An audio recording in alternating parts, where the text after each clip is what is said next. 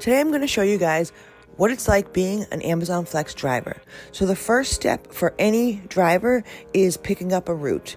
So basically, you go to the offers page in the app and you constantly keep refreshing to see if new offers come up so you can pick a block time that pays the best and is within the time that you can actually work. Now that we have our block, we will head to the station so we can pick up our packages. Once arriving at the station, I drove around for a bit trying to find a parking spot. That's probably one of the hardest things. That's why I would recommend you definitely get there early. They want you there 15 minutes before your block start time because you can't check in any more than 15 minutes early, and you can only check in 5 minutes late. And if you're any later than that, you lose your block. And you really have to anticipate that there may be some problems like parking, or today when I went in to scan my ID, one of the machines was down, so we all had to stand in line at only one kiosk to scan our IDs, and it was going very slow. So always anticipate that there's going to be something slowing you down. So once you find your parking and you check in through the app, it will prompt you to scan your ID. So you find the kiosk where everybody's scanning their IDs, and you scan your ID. And it will give you a green check mark that you're good to go, and then usually it will immediately give you a route. And this is for the same days. Once you have your route, you go find it. They'll have the staging zones and everything on labels on the floor. You find your route. You scan one package just to verify that it's your route, and you're good to go as long as it says that it's your route. Then you head out the door, and then they'll ask you to show them your phone. So I just kind of keep my phone up and show it to them. Now, I didn't record inside the facility because there are signs up everywhere that says you're not supposed to take pictures or record inside the Amazon warehouse. I've done it before, but I don't make a habit of it. So I do have a couple of videos which I will link up here, and you can go check out if you want to see the process of inside. So anyways, and then you go out to your car, and you basically, by scanning that one package, the new process scans all of your routes. So you don't have to scan them anymore. But I scan them just so I can sort them by stop number. And if you are not familiar with how to do that, I made a video about it showing you exactly how to do that. And I will link that up here, so you can check that out if you're interested in how to sort your packages. Once I get my packages sorted, I load my car. Actually, I made a video showing you how I load my car, which I will link up here if you're interested in how I do it. There's so many different ways to sort your packages. There's so many different ways to load your car. You just got to do what works best for you. All right, so we are off to our first stop, which is 21 minutes away. And it looks like they were all pretty much in the same area. Doesn't look like it's going to be a bad area, thankfully, but I don't know until I get there anyway. So hopefully we'll have an easy peasy lemon squeezy delivery, and maybe even get done early, because this is a 3.5 hour block that I picked up last minute for $108.50. So, and while we're on our way to the first stop, a couple of must-haves when you're out delivering, no matter what time of day, is one of these headlights that I use. I put it on my head and it lights my way for me. I'm sure you guys have seen me use this headband in many videos. There is a link below in the description box if you want to look on Amazon for that. You do have to change the batteries in it, so I do keep a spare set of batteries in the car with me. So that's another must-have, because I have had it die on me, which wasn't good. Maybe a backup flashlight would be good. A pen or a marker, shall I say, for marking your packages by however you sort them. Maybe some mace would be nice, just so that you have something for protection or just to feel safe. Definitely make sure you have a full tank of gas to start off with, because I've had them bring me far out in the middle of nowhere where there was no gas stations around and regretted that I didn't fill my tank up. Last thing you want is to be stuck out in the middle of the boondocks, like with no houses around, no gas stations around. And on that note, a backup battery, obviously I keep the cord, so I plug it into my car, but I do have a backup battery charger that I keep with me, and I bring my coffee or a drink because really the least amount of stops other than delivery stops, the better. Oh, an umbrella, and either I like to have a zip-up hoodie or a hooded sweatshirt, something that can protect you if it starts raining. What I want to get is one of those big lights on my car, like police have, like the spotlights. And I've seen a lot of, not taxi drivers, but around here they're like medical drivers that have those lights so that you can see the addresses in the house. It'd be great for me to use that spotlight to light my way, and that way I can see what I'm doing. Because a lot of people don't turn lights on, you would be surprised. And an important must-have is one of these vests. Everybody's asking me, where do you get that vest, Tony? Where do you get that vest? The warehouses for package delivery, the logistic warehouses, give them away to you for free. They will give you one. Just one, I found out. But that's very limited supply. So you have to make sure that if you see that they have some, you ask for one. They will give it to you for free, no problem, as long as they have the inventory for it. Other than that, really, for Amazon Flex, there's not many other must-haves. All right, so Amazon tells you to try to hide the packages from view of the street to try to prevent porch pirates or anyone trying to steal the packages. So that's why I placed the package kind of behind the like the pillar, the brick pillar that they had, so that way they can see it, but somebody from the street may not be able to see it. Now, unfortunately, we are not allowed to put any packages into mailboxes. It actually is against the law for us to. I don't know about anyone else, but I know that we're not allowed to. Next stop's a minute away, so let's keep this going. So with this next stop, I really couldn't hide it from the street because there really wasn't anywhere to place it that the customer would still be able to find it.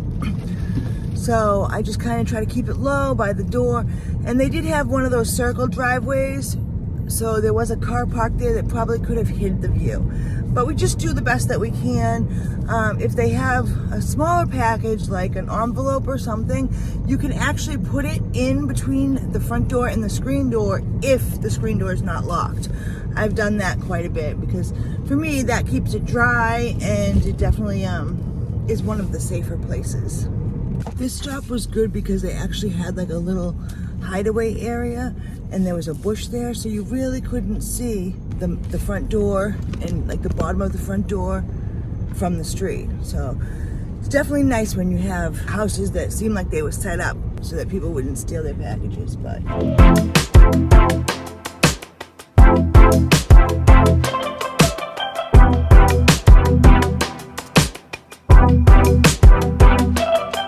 so what a lot of people don't realize, and what I like the most about Amazon's map, is that literally it's almost impossible to deliver to the wrong house because the map will show you exactly, like up close, what house it is, and they have all the houses as blocks.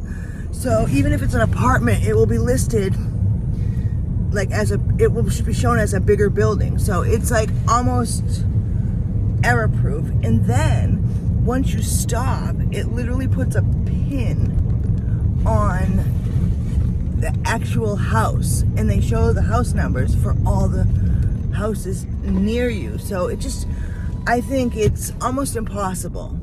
Nothing's impossible, but it's close to impossible to deliver to the wrong address unless the customer gives you the wrong information. So they definitely have come a long way.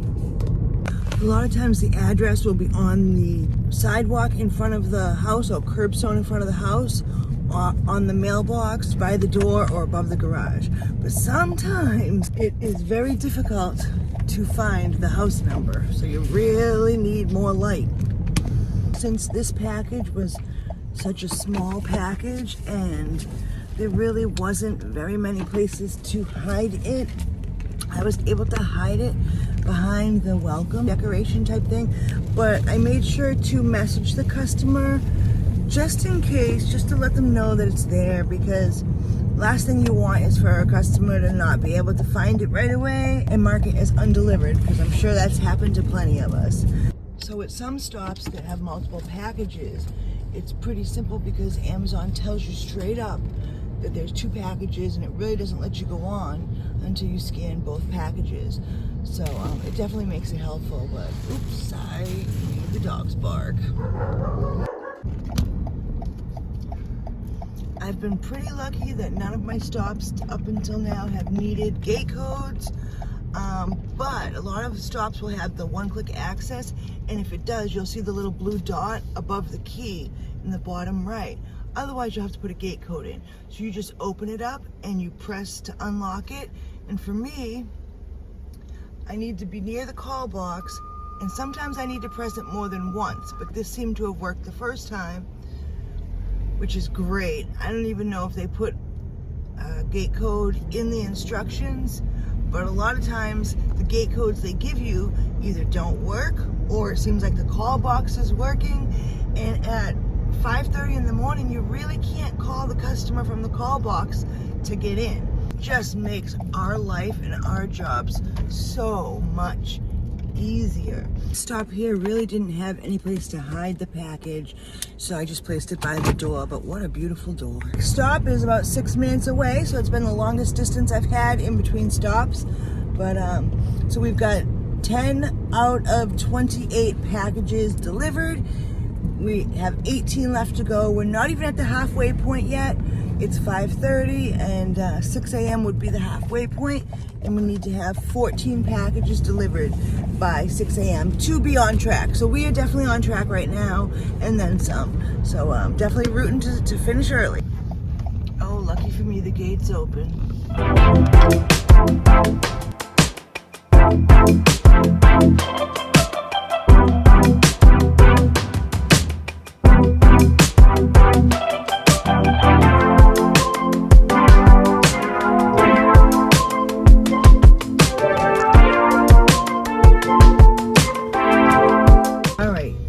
I've got no one-click access. Let's see if I've got a gate code or something to get me in. All right, they gave me one. 9564. And it worked! First try. Woohoo! Thank you, customer. Yay! Doesn't always happen that way. Now, if that didn't work, I would have had to, sometimes I try 1, 2, 3, 4 and it works. I think there's one 1967 that's worked at several ones, but if all else fails, you can either A, if it's close enough, try to walk through and deliver it, or B, call support and tell them that you can't get access, the gate code doesn't work. They sometimes have additional codes you can try, or they'll just call the customer.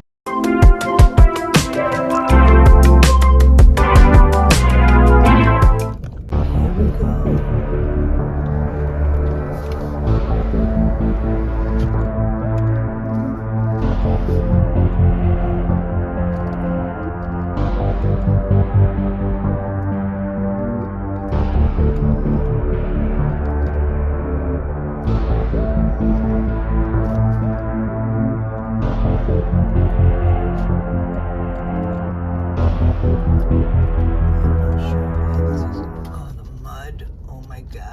Mud. Ugh.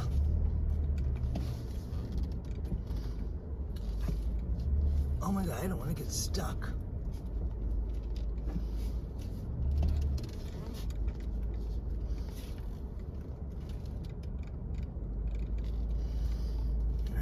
this is the house or not. I think it is. So let's stop it here. That was stop 14 at 6 a.m. So we are legit right on track. We're not early, we're not late, we're right on track. So it'd be nice if we could bust these next 14 packages out really fast so that we could get done early, but it doesn't always happen that way. It all depends on how far apart each stop is. This one, it's been 6 minutes, but lots of roadkill. So yeah, let's just keep on trucking through. Oh look, Dunkin' Donuts. I'm gonna get me some Dunkin' Donuts. Okay, the pin doesn't seem to be working. 718.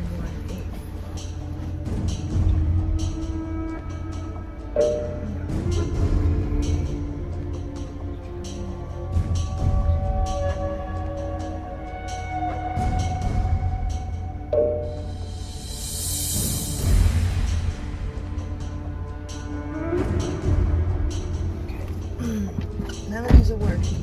Luckily enough, according to the map, the customer's house is literally right there. So I'm going to park it in the middle and see if I can't walk it.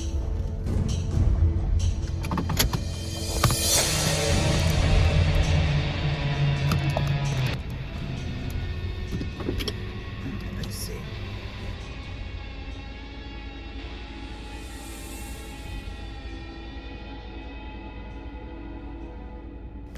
So when I walked over to the walk-through gate, it was locked. Right there you can see I couldn't get in. So I was going to try to climb over the gate, but it just really wasn't working out for me.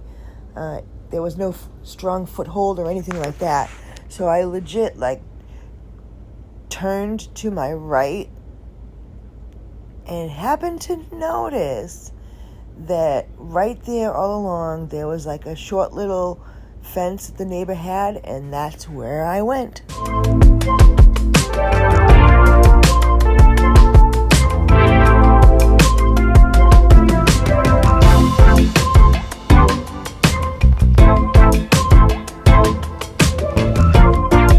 I do not recommend trying that.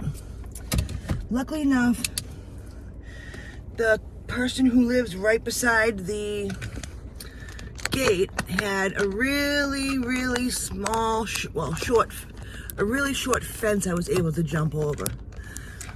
Because, yeah, jumping over the house was literally the second house up. So it wasn't far. If it had been far, I wouldn't have even attempted it. But these are the things that we have to go through as Amazon drivers, because we get penalized if, God forbid, we can't deliver the packages. I think I'm going this way. But yeah, that wasn't fun at all. Not at all. I got a little bit wet because it's really wet out. And the metal walk-through gate had some spiders and stuff crawling on it, and it was just unsafe. I wouldn't have, I'm not a little kid anymore,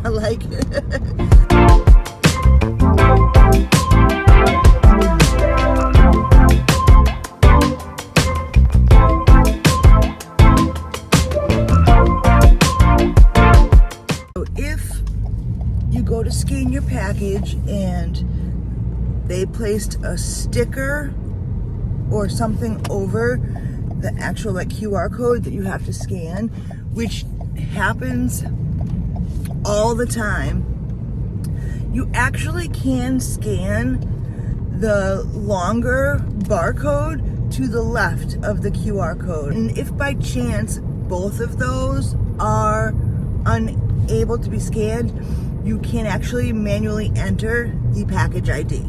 So that's a last resort though.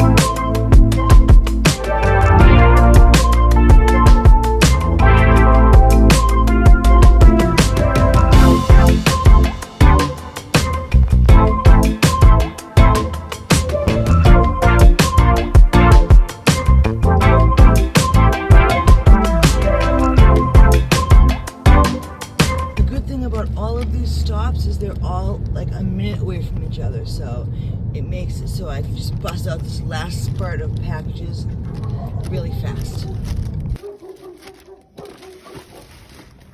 Boom. And this is the last stop.